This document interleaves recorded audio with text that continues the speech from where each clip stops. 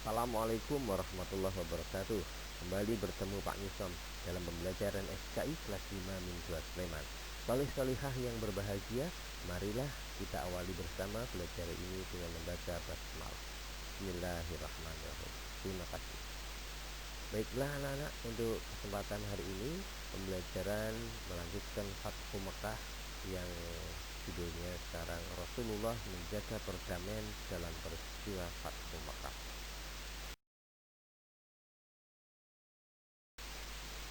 Ayo membaca. Sesampainya di kota Mekah, Rasulullah Shallallahu Alaihi Wasallam memerintahkan sahabat mendirikan tenda langkung berbentuk kubah tidak jauh dari makam As-Talib dan Sayyidah Khadijah. Kemudian Rasulullah Shallallahu Alaihi Wasallam masuk ke dalam kemah langkung tersebut dan beristirahat seraya mengungkapkan rasa syukur. Rasulullah bersyukur kembali ke Mekah dengan terhormat. Beliau teringat kota Mekah dulu penduduknya telah mengganggu dan mengusirnya dari keluarga dan kampung halaman. Rasulullah melepaskan pandangannya ke lembah Wadi dan gunung-gunung yang ada di sekelilingnya. Gunung-gunung tempat Rasulullah berkhalwat untuk memenangkan diri atas perlakuan kasar kafir Quraisy.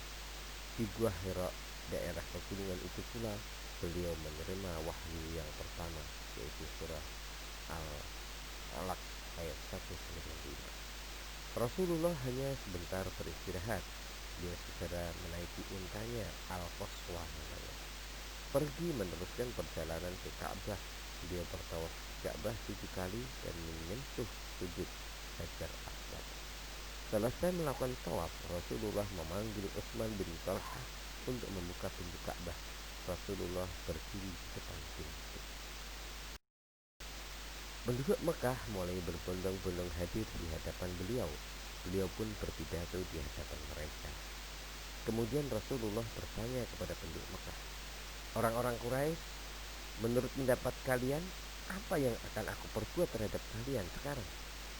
Kaum Quraisy pun menjawab, "Yang baik-baik, saudara yang pemurah, sepupu yang pemurah." Rasulullah kemudian bersabda, "Pergilah kamu sekalian, kalian sekarang sudah bebas." Rasulullah kemudian membaca surah Yusuf ayat 92.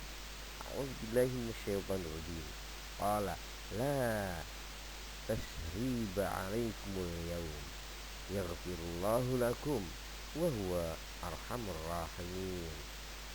Artinya, dia Yusuf berkata, "Pada hari ini tidak ada cercaan terhadap kamu. Mudah-mudahan Allah mengampuni kamu, dan Dia Maha Penyayang di antara penyayang." Dengan sabda Rasulullah tersebut, maka seluruh penduduk Mekah mendapatkan pengampunan umum atau amnesti. Rasulullah bersikap santun dengan memaafkan kesalahan penduduk Mekah di masa lalu. Rasulullah bukanlah manusia yang mengenal permusuhan atau yang akan membangkitkan permusuhan di kalangan umat manusia. Rasulullah bukan seorang diktator. Rasulullah menunjukkan kepada seluruh dunia sikap memaafkan telah memperoleh kemenangan. Rasulullah benar-benar teguh pada prinsip dan menepati janjinya, yakni akan membuat kota Makkah aman. Sikap ini sebelumnya tidak pernah dimiliki dalam sejarah penguasa yang memperoleh kemenangan. Dalam kondisi yang sangat memungkinkan untuk melakukan balas dendam atas kekejaman kaum kafir Makkah, kaum muslimin tidak melakukannya. Sebaliknya, mereka mengikuti langkah Rasulullah dengan penuh lapang dada, memaafkan penduduk Mekah, menerimanya sebagai saudara bagi yang masuk Islam, dan melupakan kesalahan-kesalahan masa lalu. Sikap ini sangat luhur dan patut dicontoh oleh sekalian bangsa manusia yang mempunyai akal sehat dan perasaan peri kemanusiaan yang peka. Pemaaf adalah bukti keimanan kepada Allah, karena dengan pemaaf berarti meniru sifat-sifat Allah dan Rasulnya yang sangat bijaksana, mentaati perintahnya dan menjadikan Rasul sebagai teladan. Rasulullah tidak pernah mengajarkan balas dendam, baliknya menekankan sikap lapang dada dan pemaaf. Pemberian maaf Rasulullah terhadap penduduk Mekah menjadi sebab turunnya firman Allah surah Al-Imran ayat 159. Mari kita baca bersama-sama. A'udzubillahi minasyaitonir rajim. Fabima rahmatin minallahi linta lahum walau kunta fazzan ghalidhal qalbi lanfaddu min hawlik fa'fu anhum wastaghfir lahum wasyawirhum fil amr fa idza 'azamta fatawakkal 'ala Allah innallaha yuhibbul mutawakkilin. Shadaqallahul azim. Artinya, maka disebabkan rahmat dari Allah kamu berlaku lemah lembut terhadap mereka. Sekiranya kamu bersikap keras lagi berhati kasar, tentulah mereka menjauhkan diri dari sekelilingmu. Karena itu, maafkanlah mereka, mohonkanlah ampun bagi mereka, dan bermusyawarahlah dengan mereka dalam urusan itu. Kemudian, apabila kamu telah membulatkan tekad, maka bertawakallah kepada Allah. Sesungguhnya Allah menyukai orang-orang yang bertawakal kepadanya. Al-Imran 159. Anak-anak sekalian, renungkan ayat Al-Quran di atas.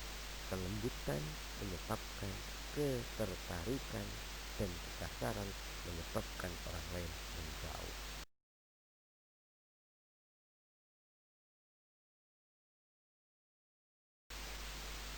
Ayo membaca. Sesampainya di kota Mekah, Rasulullah Shallallahu Alaihi Wasallam memerintahkan sahabat mendirikan tenda langkung berbentuk kubah tidak jauh dari makam As-Talib dan Sayyidah Khadijah. Kemudian Rasulullah Shallallahu Alaihi Wasallam masuk ke dalam kemah langkung tersebut dan beristirahat seraya mengungkapkan rasa syukur. Rasulullah bersyukur kembali ke Mekah dengan terhormat. Beliau teringat kota Mekah dulu penduduknya telah. Pada slide ini, mari kita lakukan. Rasulullah dulu dihina, dicaci, disakiti penduduk Mekah. Setelah berhasil masuk dan menguasai kota Mekah, Rasulullah tidak berbuat kasar terhadap penduduk Mekah. Rasulullah justru memaafkan mereka. Nah, untuk meneladani sikap Rasulullah tersebut, bagaimana sikapmu jika ada seseorang yang pernah berlaku kasar kepada kalian dan kemudian meminta maaf? Jelaskan sikapmu, tuliskanlah di sini, kemudian kirim ke Pak Guru. Terima kasih. Sekian pembelajaran hari ini, sampai jumpa pada materi selanjutnya, yakni berjudul Rasulullah membersihkan berhala di Ka'bah. Semoga bermanfaat pelajaran kita hari ini, dan masih ada satu lagi, nanti Pak Guru akan kirim link video tentang Fathu Makkah. Assalamualaikum warahmatullahi wabarakatuh.